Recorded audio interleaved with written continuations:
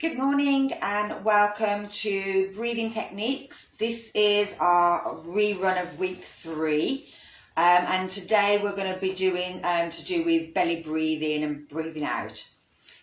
But before we start, I'll just sort of again do a little bit on why we breathe, how we breathe, where we breathe. So we, as humans, the breathing process starts in our brain in a place called the medulla. And this tells our lungs and our diaphragm to contract and relax to do with our breathing. And so it starts up here. And even though it's voluntary and it'll happen whether you're thinking about it or not, we can still control it. So where the breathing goes once it comes in. My lovely little books, and this is my human body.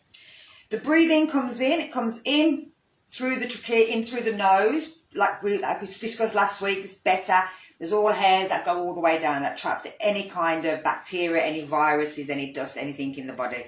So it's always good to start there. It comes down into the trachea. It goes into the lungs, into the lungs first, and then from the lungs it goes into the heart, the red area of the heart. And from the heart, it gets oxygen, it drops off the oxygen there, it gets anything else it needs. It then passes all the way into the bones, into the muscles, all the organs. It picks up, drops off all the oxygen, all the good stuff, all the nutrients, and then it gets rid of all the carbon dioxide, all the rubbish, anything that we need to get out of there. It then passes again through the heart, and then into the lungs, and then we breathe it all back out again. And that happens all the time, constantly. Every time your heart beats, every time you're breathing, this kind of process is happening. It's going around, it's starting, it's picking up, it's dropping off, it's picking up, it's dropping off. So it's cleaning and processing through the body.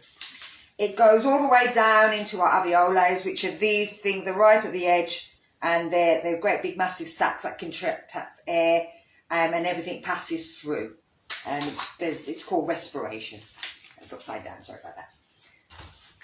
Now, as humans, we could live 40 days without food, we could live 4 days without water, but we could only last 4 minutes really without oxygen. Okay, some people can like hold their breath for a long time, but that's not oxygen. If you're in a vacuum, then you would probably only last about 4 minutes before you would have to you expire.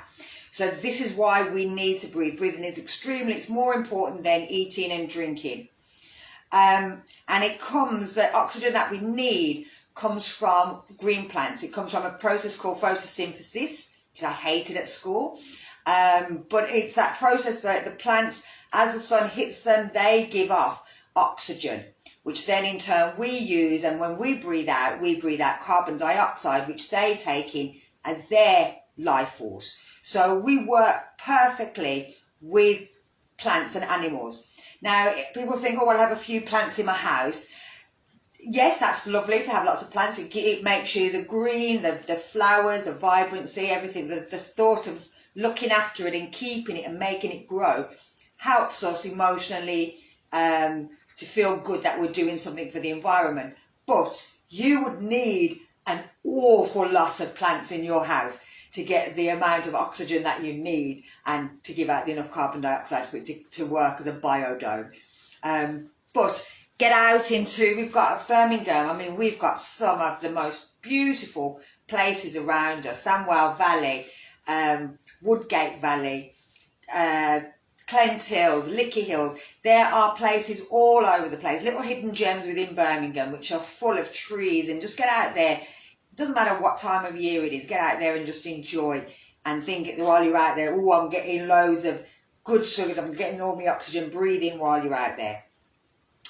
So that's where it starts. Now we're going to do a breathing technique, which is a belly breath, and it's about breathing out from the belly, but then not worrying about breathing in, because our lungs are kind of a vacuum. So as soon as you take all the air out and start breathing out, then the body will just suck back air in. And it does that naturally, again, whether you think about it or not. But we're going to watch what happens. So we're going to breathe out forcefully through our nose and pull our belly in. And then we're going to stop breathing out and we're just going to see how the air fills. And we're just going to let it do it naturally. And then when we need to, we're going to breathe out from the belly.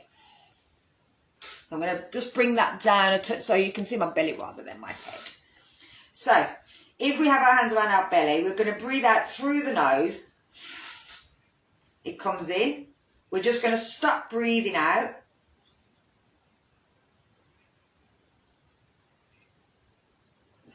And we're just going to feel and see where it fills up. And then when we're ready, we breathe out again.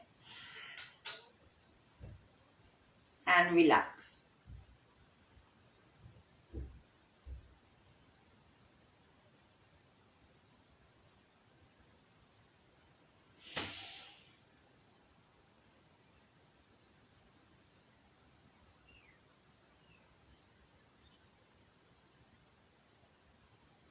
Now, as we're doing this, if any time you get lightheaded, you get dizzy, you want to stop, then just take a few breaths in through the nose and breathe out through the mouth.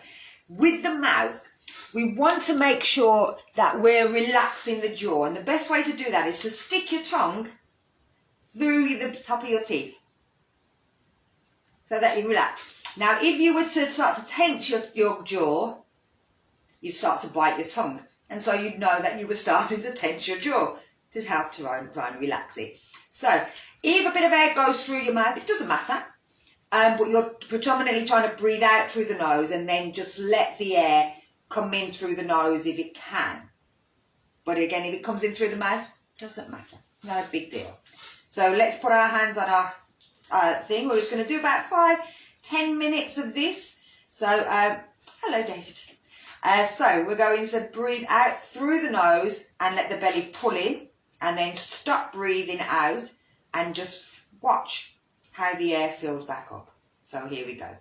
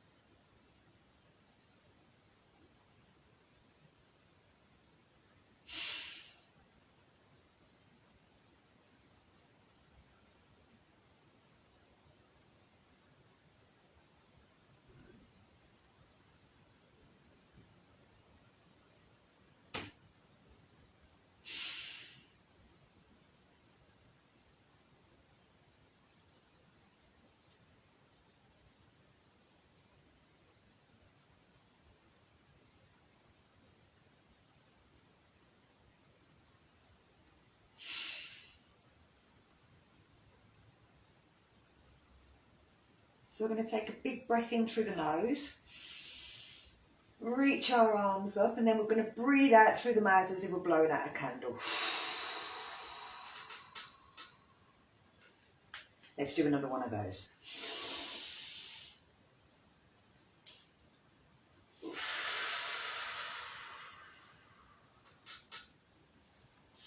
Now that one, as well as just teaching you that the breath comes out and you can blow it from here. What happens, especially when we get nervous or we get angry or we get scared or worried or anxious, we start to hyperventilate. So we breathe in and then we sort of think, I can't breathe, I can't breathe. And the thing is, what we need to do is to breathe out. Breathing in, as you see, is just natural. And it'll just come back in as you need to. Breathing out is quite an effort. Breathe it out. And then just let the body relax. And that'll help to regulate the breathing. It starts to slow the breathing down. And when the breathing starts to slow down, that exchange of gas, of oxygen and nutrients and everything like that, that starts to slow down as well. And that means that more oxygen can get into the bloodstream and more carbon dioxide can get out of the bloodstream. And this helps the muscles to repair and us to feel a lot calmer. And again, it just relaxes our blood pressure and relaxes our blood vessels and relaxes us. So have a go. Do as much as you can. Thank you for joining me today. And I shall see you next time. So take care. God bless and have a good day.